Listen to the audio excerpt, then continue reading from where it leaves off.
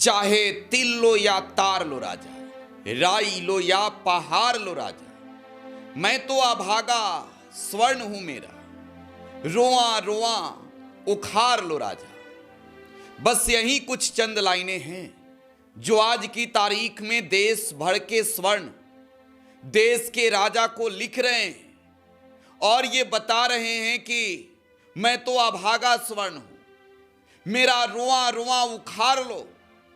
और देश का राजा शायद सब कुछ चुपचाप बैठकर देख रहा है, शायद सब कुछ देखकर ऐसा कर रहा है कि उसे कुछ मालूम ही नहीं है। वो देश का राजा ये कह रहा है शायद कि तुमने जो रोपे पेड़ बबूल के तो फिर आम कहां से होए। दोस्तों, आज की तारीख में पूरे देश भर में स्वर्ण बीजेपी के खिलाफ है, नरेंद्र मोदी की सरकार के खिलाफ है, सरकार के फैसले के खिलाफ हैं। और आज पूरे देश भर में स्वर्ण ये कह रहे हैं मैं तो अभागा स्वर्ण हूं मेरा, रुआ रुआ उखाड़ लो राजा। आज चर्चा इसी पर होगी। नमस्कार दोस्तों, टुडे बिहार न्यूज का ये पॉलिटिकल शो रडार का 18वां एपिसोड है। मैं हूं आपके साथ प्रकाश सिंह।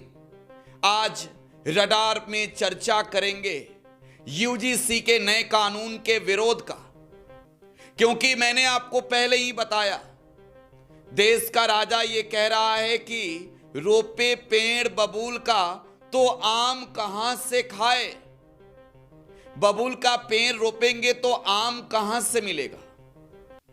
पूरे देश भर के सवर्णों ने जिस भारतीय जनता पार्टी को जिताने के लिए, जिस नरेंद्र मोदी की सरकार को बनाने के लिए, अलग अलग राज्यों में बीजेपी को वोट दिलवाने के लिए तन मन धन से खुद को समर्पित करके बीजेपी के हवाले कर दिया, आज यूजीसी के एक नए कानून पर पूरे देश भर के स्वर्ण ये कह रहे हैं कि मैं तो अभागा स्वर्ण हूं, मेरा रोआ रोआ उखाड़ लो राजा।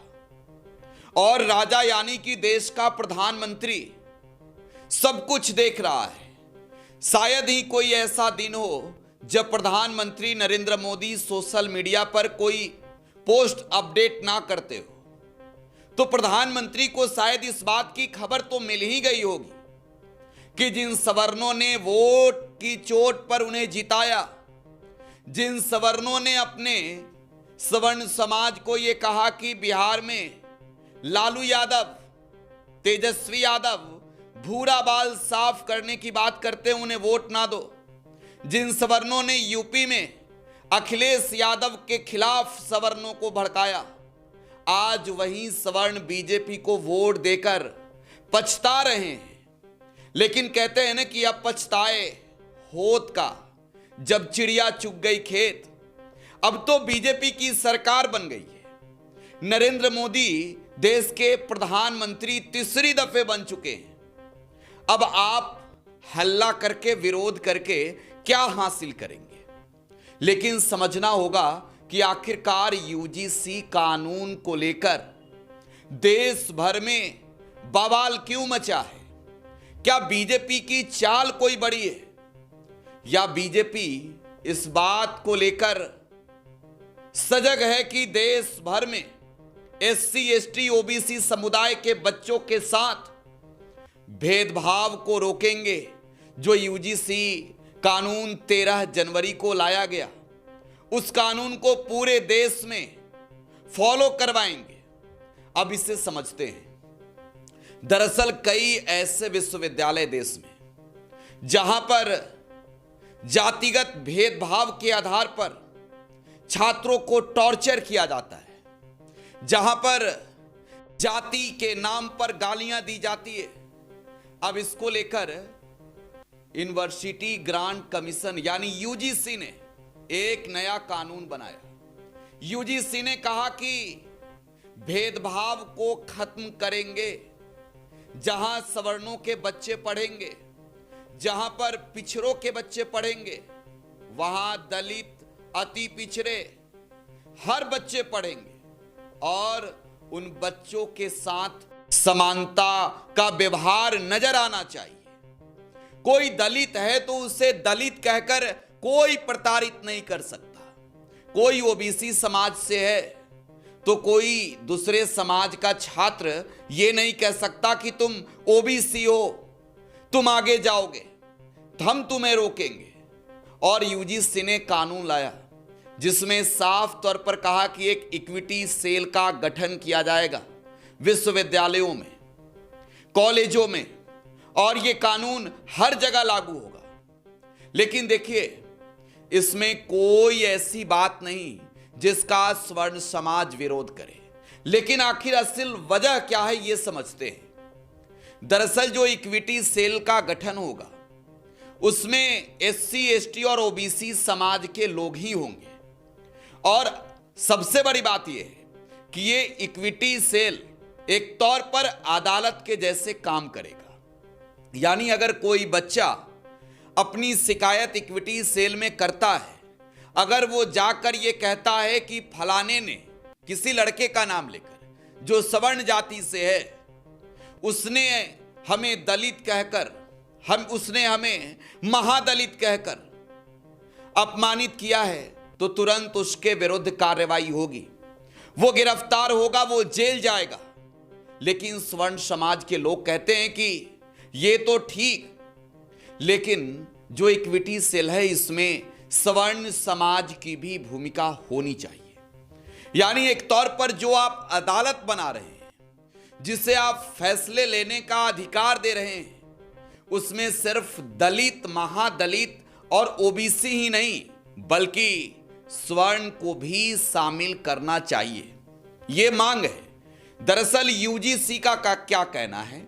यूजीसी ने पहले तो साफ किया कि एससी, एसटी, बाद में कहा कि ओबीसी समाज के लोगों को भी भेदभाव झेलना पड़ता है। और देश में कई ऐसी घटनाएं हैं, रोहित वेमुला केस आप याद कीजिए, रोहित वेमुला केस आप याद कीजिए।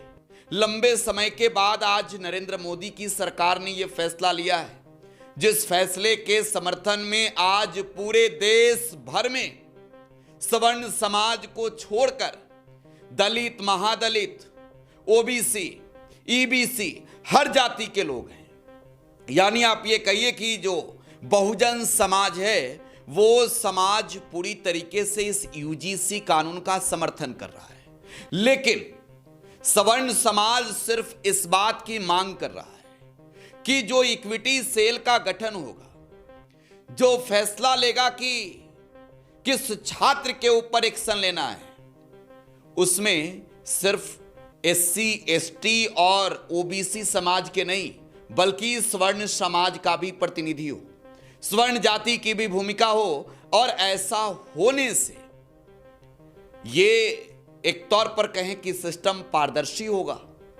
वो साफ तौर पर गलत फैसले अगर एक तबका ले रहा है, अगर एससी, एसटी और ओबीसी समाज के जो प्रतिनिधित्व बैठे हैं वो ले रहे हैं, तो स्वर्ण समाज इसकी जांच करेगा और उस फैसले पर अपनी साइन मोहर करे, तभी वो जेल जाए या कोई कार्रवाई हो। लेकिन अब तक ऐसा कोई प्रावधान नहीं है। अब चलिए आपको बता रहा हूं कि एससी, एसटी केस कितना खतरनाक होता है। हरिजन केस आपने सुना होगा। एससी, एसटी केस आज की तारीख में देश में कई ऐसे बहुचर्चित मामले हैं जिसमें इस कानून का इस्तेमाल किया गया है। कोर्ट अदालतों के भी कई ऐसे फैसले हैं जो इस बात के पुख्ता प्रमाण हैं कि एससी, एसटी एक्ट का इस्तेमाल किसी व्यक्ति को फंसाने की नीयत से भी किया गया है। और यही वजह है कि स्वर्ण समाज इस मामले में भी, जो आज की तारीख में यूजीसी का कानून है, इस बात पर भी अड़ा हुआ है कि जिस तरीके से एससी, एसटी एक्ट के तहत, देखिए मैं ये नहीं कह रहा हूं कि हर मामले, लेकिन कई ऐसे मामले, हजारों ऐसे मामले हैं, लाखों ऐसे मामले हैं जिन मामलों में आप ये नहीं कह सकते हैं कि एससी, एसटी एक्ट का उपयोग हुआ है, सदुपयोग हुआ है, बल्कि दुरुपयोग हुआ है, फंसाने की नीयत से इस्तेमाल हुआ है। तो आज की तारीख में बस स्वर्ण समाज इन चीजों को समझ रहा है, लेकिन यह समझना होगा यूजीसी को भी कि अगर स्वर्ण समाज का प्रतिनिधि उस इक्विटी सेल में शामिल होगा तो पारदर्शी सिस्टम होगी। स्वर्ण समाज के लोगों को जो डर है वो डर खत्म होगा और जो सिस्टम के लोग होंगे वो उचित फैसला लेंगे, उचित दोषी पर कार्रवाई होगी, गाज गिरेगा। खैर, अभी इस पर बवाल और विरोध तो जारी है, लेकिन एक सबसे बड़ी बात कि आज इस्तीफों का भी दौर चल रहा है। अब बीजेपी इसे चुनावी रणनीति भी समझ रही है।